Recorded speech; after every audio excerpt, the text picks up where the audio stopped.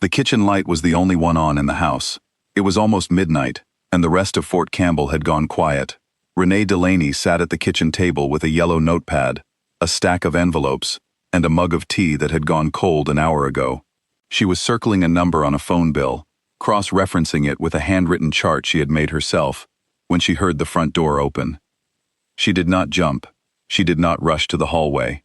After 6 years of marriage to a soldier in the 160th Special Operations Aviation Regiment, she had learned to stay still in moments that used to make her run.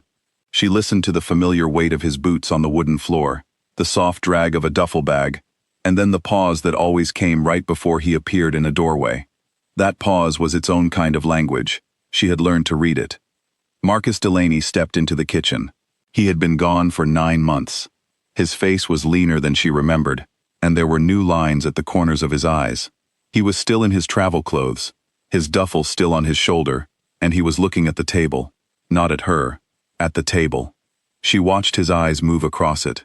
The color-coded calendar on the wall, the sorted envelopes, the notepad with its neat columns and running totals, the small accordion folder she used to organize receipts.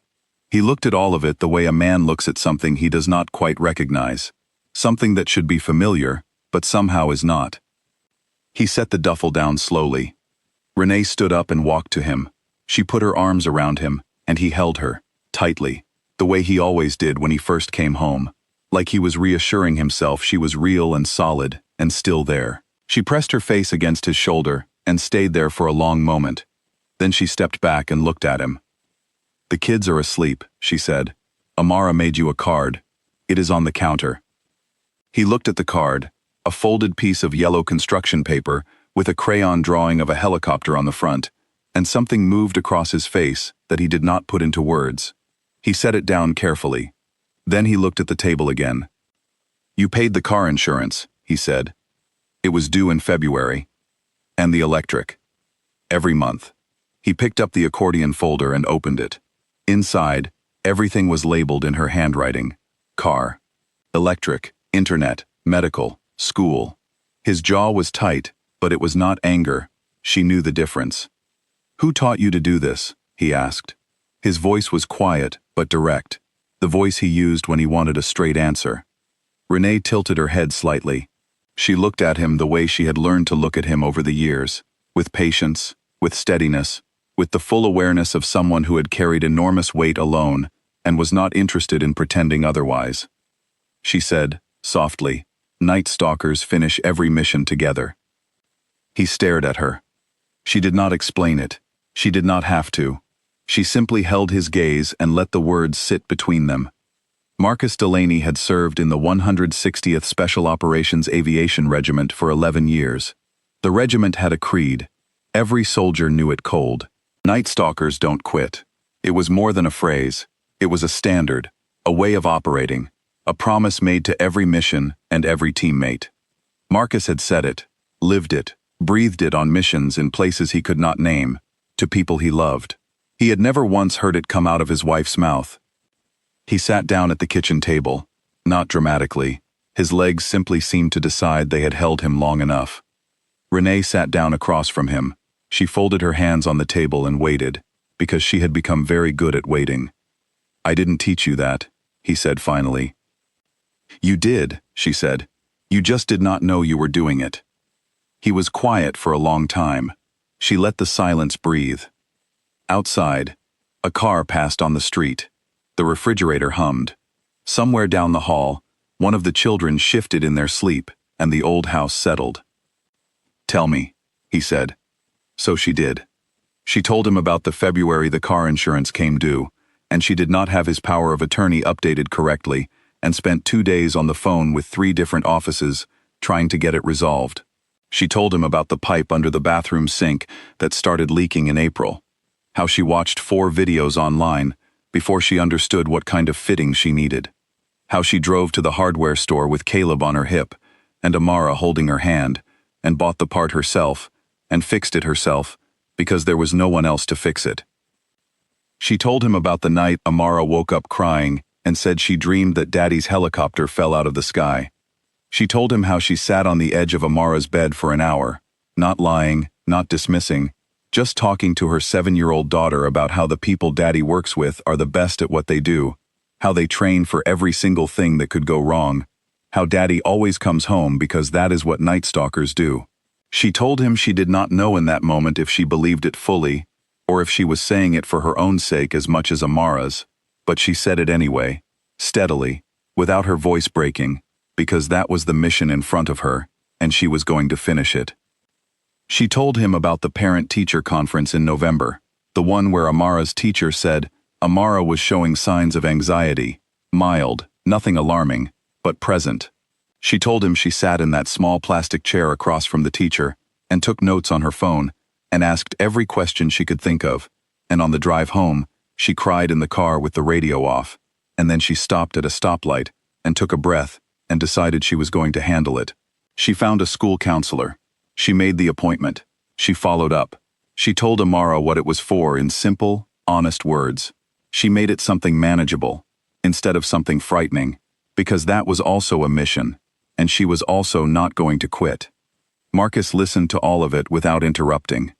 He was a man trained to gather intelligence quietly, to absorb information before responding, and that training served him now in a context it was never designed for. When she finished, his elbows were on the table, and his hands were clasped in front of him, and he was looking at a point somewhere between the table and the floor. "I did not know about the counselor," he said. "I know," she said. "You were not reachable. There was a small window, and I did not want to waste it telling you something you could not do anything about from where you were. I handled it." He looked up at her. "You should have told me." "I am telling you now." Something shifted in his face. Not defeat, something more honest than that.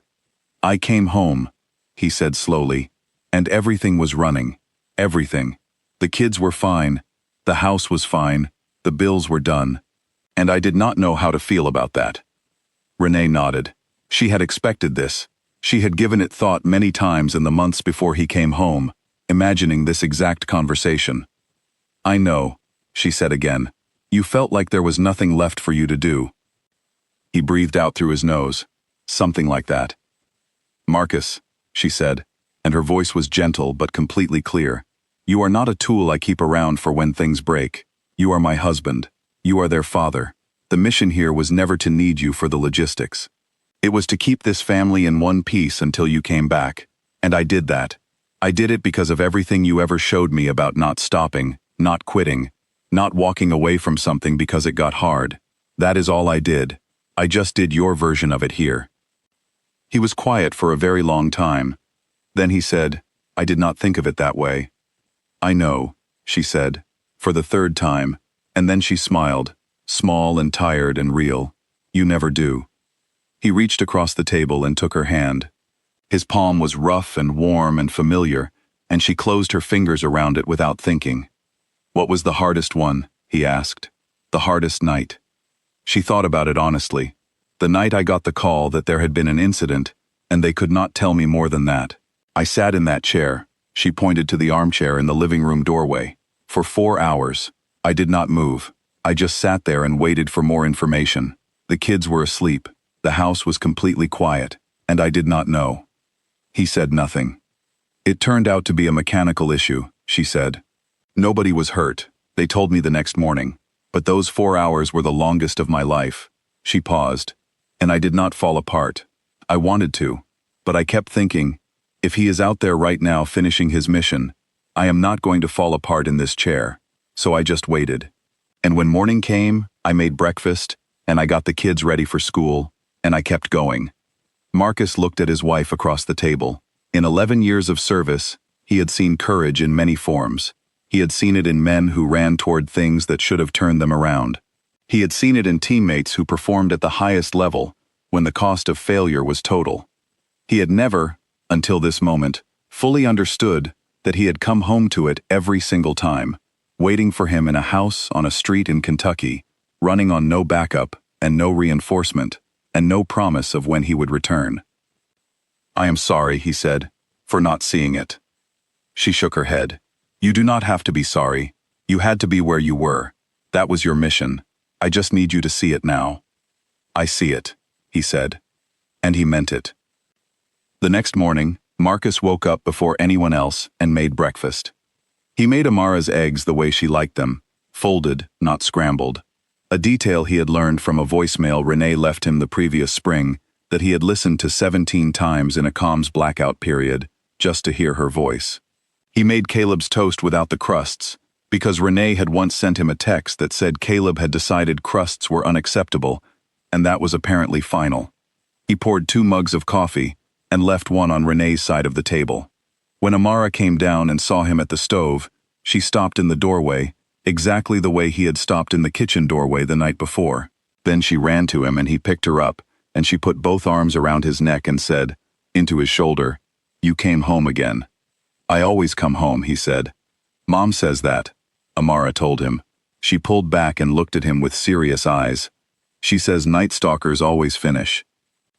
Marcus looked across the kitchen at Renee, who had appeared in the doorway with her coffee mug. She raised an eyebrow. He almost laughed.